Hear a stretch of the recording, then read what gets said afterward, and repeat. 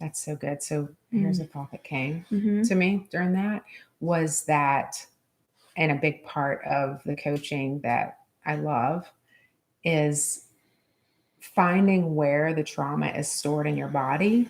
Mm-hmm. And like, which I think like pole dancing and any kind of movement is going to help tap into that and be able to move the energy of that. But just recognizing that any trauma we experience, no matter how big or small, it's in our body. Like, and in my mind, and I don't know if this is like scientifically correct, but my brain works in very strange ways. But this has been super helpful for me, is that when I think about, our brain, the prefrontal cortex, front brain, it's what makes us more evolved Mm-hmm. than other beings, versus our primal brain, our subconscious. I learned this back in mindset coaching, but what, like, the visual that came through for me is imagining that, or the reality that our nerves kind of come from that primal brain stem down through the spine, throughout our whole body. And so when I say that the trauma is stored in your body, that means your body is your subconscious. So the trauma is stored in your subconscious.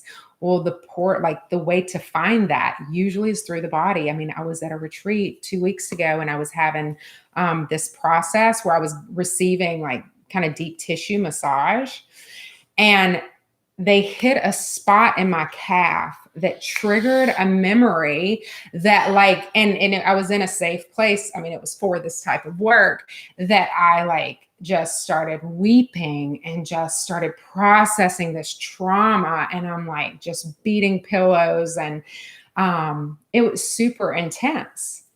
And when it was over, it was like, oh wow, a layer just came off of that. And so, like, allowing ourselves to use the body as a portal for healing those things. And yeah, it's so good. And I find that anytime I dance or do like some really like deep breath work or any of that kind of stuff, little things will pop up, like little thoughts. It's like, it doesn't have to be massage. Like, it can literally just be body movement, but you're paying attention. So it's almost like a meditation, that Mm-hmm. you're listening. What is the body telling me? And then we'll have these random thoughts, but we just dismiss them because we are like not used to being conscious about them.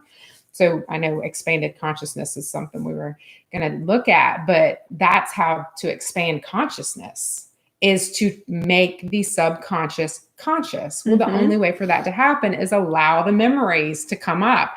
And they usually come up through like body movement, body work. Yeah. Yeah.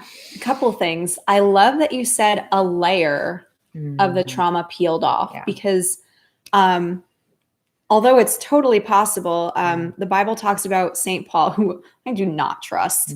I know his role in like the Italian Christians and like who he, our deity that shifted onto him.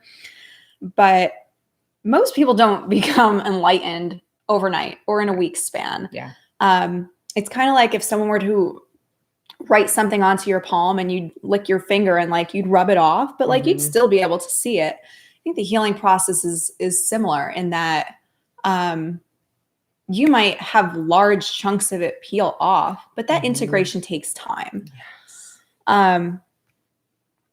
And then, what were you just talking about? Oh, it was so good. Just healing through the body. Healing through the body. Yes. Thank you. So I'm a yoga therapist. You also teach yoga. Have you gotten people into pigeon pose and like just watch them like weep or get like super fucking pissed off? Yeah. And I find that, and even for me, when I first started practicing it, I just wanted to leave it. Like, just get me out of this pose. I mean, so much trauma in the hips. And so now when I teach, that is something I always say, like, we store a lot of trauma in our hips. So if this makes you uncomfortable, just try to like soften. Just try to soften into it.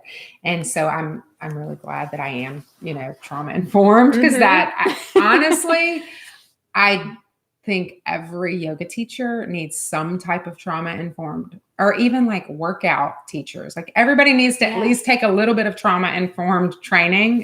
Which is so convenient because I happen to teach that. And I genuinely was not thinking about that when I said that, but legitimately, like I actually took her training years ago. But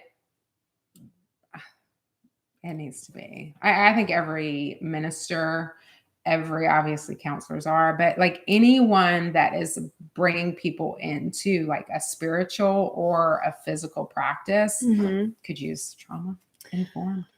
Absolutely. and it makes sense that we store traumas in the body, because whether you're swerving to avoid a fender bender or someone's actively coming at you and you're going to hopefully block yourself. Or like my siblings used to jump out of the closets. It was like the worst game ever. But like you go like this and you go to protect yourself, and you know, your chest contracts, but these muscles are working all day long. Every time we walk, these are much stronger, these psoas muscles, and they got to protect all this good viscera that's down here that I need if I'm going to continue life. So yeah, tons of shit gets stored in the body, and it does leak out. I do want to point out she's settled in now, but we talked about our little ghost children and suppressing needs and suppressing that inner manipulator and thinking that it's bad. But she's settled for the moment.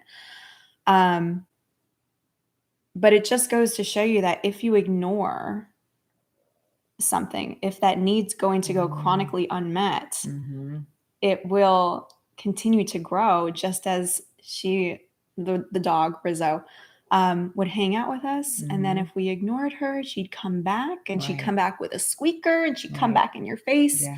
So I did want to highlight that.